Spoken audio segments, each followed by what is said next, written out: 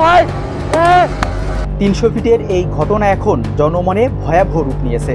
সামাজিক যোগাযোগ মাধ্যমে ইতিমধ্যেই ভাইরাল হওয়া ভিডিওতে দেখা যায় জিসান এবং তার বন্ধু ফয়সাল বাইকে করে 300 ফিট অতিক্রম করার সময় পথিমধ্যে কিছু দুর্বৃত্ত পিছন থেকে এসে দুপাশ থেকে চাপ দেয়। এ সময় জিসান প্রশ্ন করে, কি ব্যাপার, দুপাশ থেকে চাপ দিল?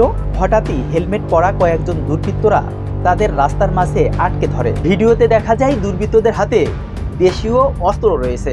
মুহূর্তেই পরিস্থিতি ভয়াবহ হয়ে ওঠে। তখন জিসান তার বন্ধুকে বলেন, দোস্ত সরাসরি মেরে দে, তোর বাইকের ভর্তুক আমি দিব।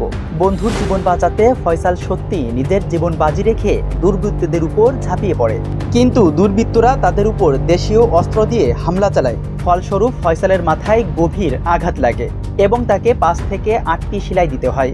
অপরদিকে জিসানের একটি হাতের আঙ্গুল কেটে যায়।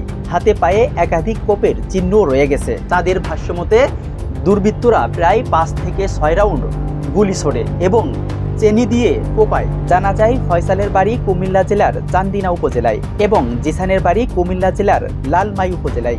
হামলার পর দুর্বৃত্তরা তাদের ব্যবহৃত motorcycle Yamaha R15 V3 Indonesian এবং আইফোন 14 প্রো ম্যাক্স নিয়ে পালিয়ে যায়। জিসান জানান, মোবাইলের অ্যাপেল আইডি এবং যাবতীয় তথ্য, বাইকের ট্যাক্স টোকেন ও স্মার্ট কার্ড তার কাছে বিদ্যমান। এই ঘটনার পর আহতরা তাদের ফেসবুক পেজে ভিডিওটি শেয়ার করে লিখেছেন, প্রশাসনের দৃষ্টি আকর্ষণ করছি, আমাদের বাইক ও মোবাইল ফোন উদ্ধার করুন।